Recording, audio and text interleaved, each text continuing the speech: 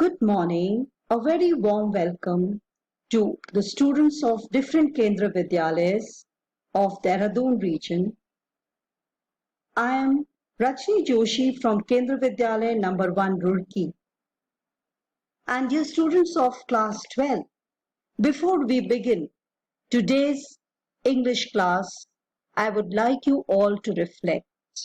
So let us reflect. Satyagrah, according to Gandhiji, was a unique weapon to fight injustice. It was a novel method of mass agitation. Gandhiji had organized successful satyagraha movements in South Africa and India. Some of his satyagraha movements are Immigration and Restriction in Natal, South Africa, Champaran Satyagraha, Kheda Satyagraha, Khilafat Satyagraha, Non-Cooperation Movement, Civil Disobedience Movement. And all this paved the way for our independence.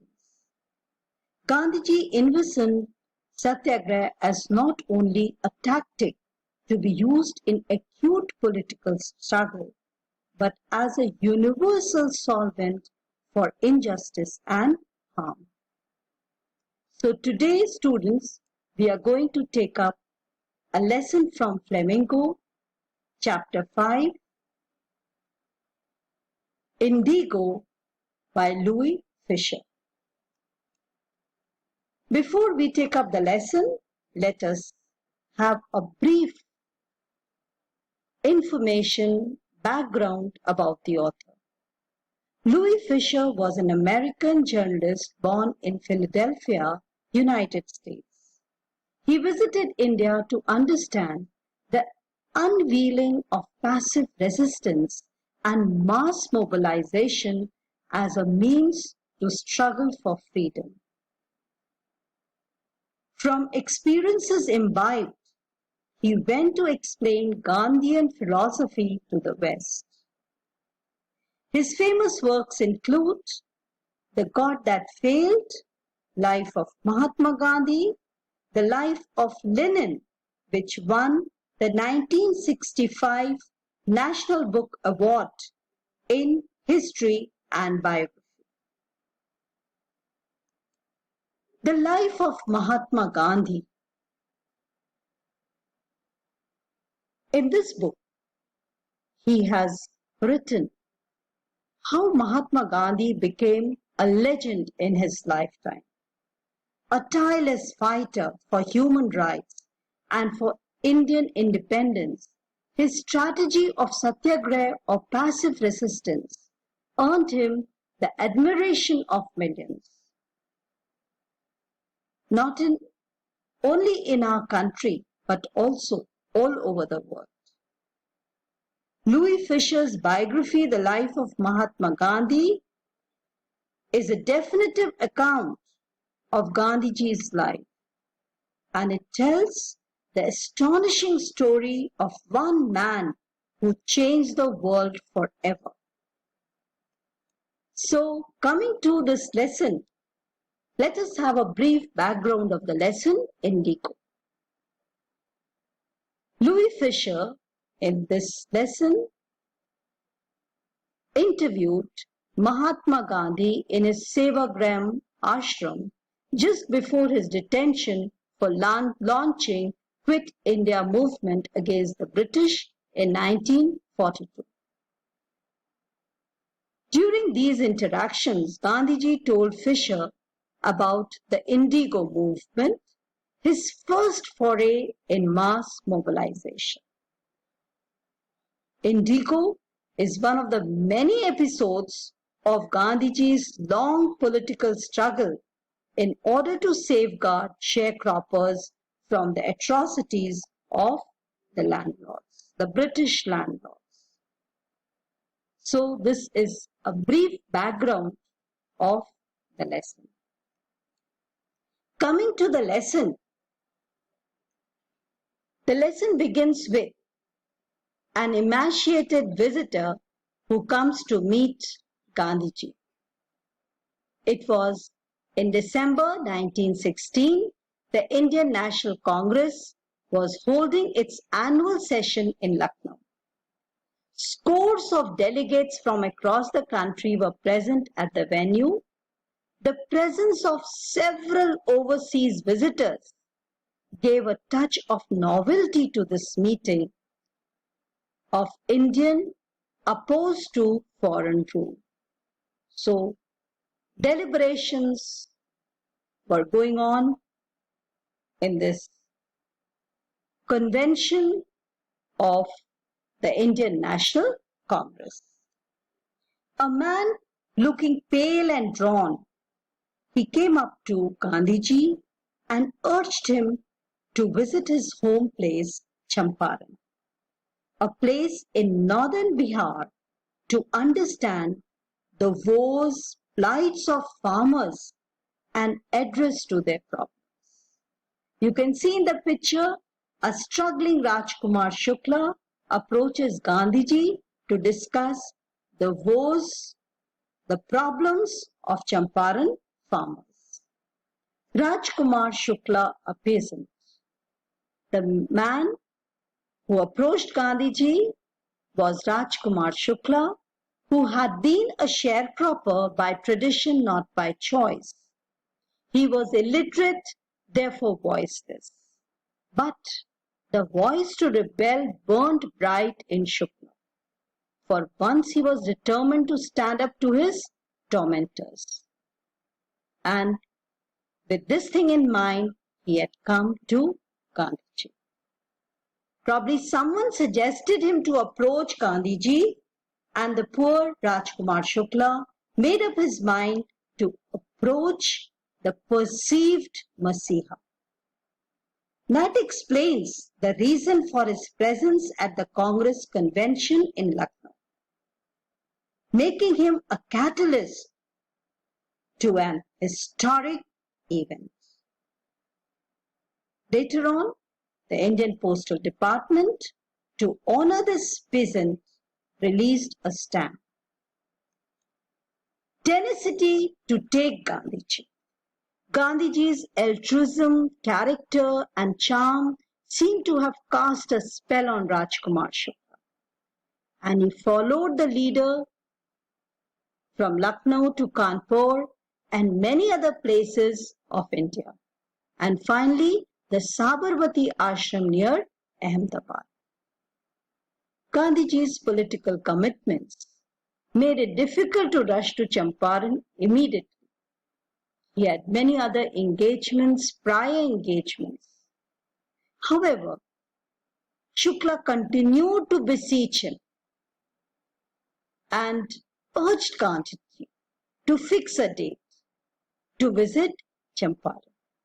That shows his tenacity and determination, which really impressed Gandhiji. Finally, Gandhiji relented and told Rajkumar Shukla that he would be in Calcutta on a certain date, from where he would have to escort his leader to Champaran. And Rajkumar Shukla on the fixed date was there waiting for Gandhiji. And he finally met Gandhiji in Calcutta, and the rest is history. On way to Champaran, the first halt was Patna. The duo made a train trip to Patna to meet a lawyer named Rajendra Prasad. And later Rajendra Prasad ji became the president of the Congress party and also India. Rajendra Prasad was not in town. His household staff knew Rajkumar Shukla as a regular visitor to the lawyer. They allowed Rajkumar Shukla to stay there in the house, and Gandhiji too was allowed to stay, though a bit reluctantly. Thinking Gandhiji to be one from the untouchable class, they forbade him to draw water from the well, lest a drop from the bucket contaminated the whole well. So untouchability as a curse, as an evil, has to be removed, weeded out from society. This was what Gandhiji had also made up his mind for. Now, en route to Champaran, from Patna, Gandhiji decided to go to Muzaffarpur, first to collect more first-hand information about the plight of the sharecroppers. Their train arrived in Muzaffarpur on April 15, 1917. Gandhiji had already sent a telegram to Acharya J.B. Kriplani, who taught in Muzaffarpur Art College. Gandhiji was duly received at the station by Professor Kriplani and a large group of students. Later, he stayed at the house of Professor Malkani, who taught in a government school. And Gandhiji was overwhelmed by the hospitality and courage of his host, because being a government official, he was an advocate of home rule, and he was going against the government, the British government. Acharya J.B. Kriplani at Muzaffarpur station to receive Gandhiji on way to Champaran. The picture shows here. And Champaran, where Mohandas became Mahatma. Now, Gandhiji's arrival in Champaran. News of Gandhiji's arrival and his mission spread like wildfire in Muzaffarpur and Champaran. The peasants poured in from all directions to see Mahatma. Himself a lawyer of no mean standing. Gandhiji was also a lawyer by profession. Gandhiji came down heavily on his co-professionals for charging fat fees from the distressed sharecroppers. He chided the lawyers for taking high fees. Fear of the landlords and the administrative setup was all pervasive, could be seen in the peasants. Sensing the mood, Gandhiji exhorted the farmers that as a first step of the journey to undo wrongs, they must collectively banish fear from their minds.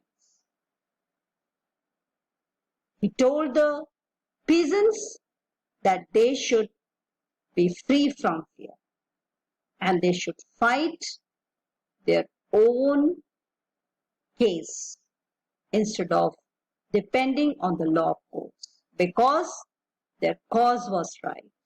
You can see in the picture farmers thronged to receive Gandhiji in Champaran as he unveils plan to challenge an unjust administration.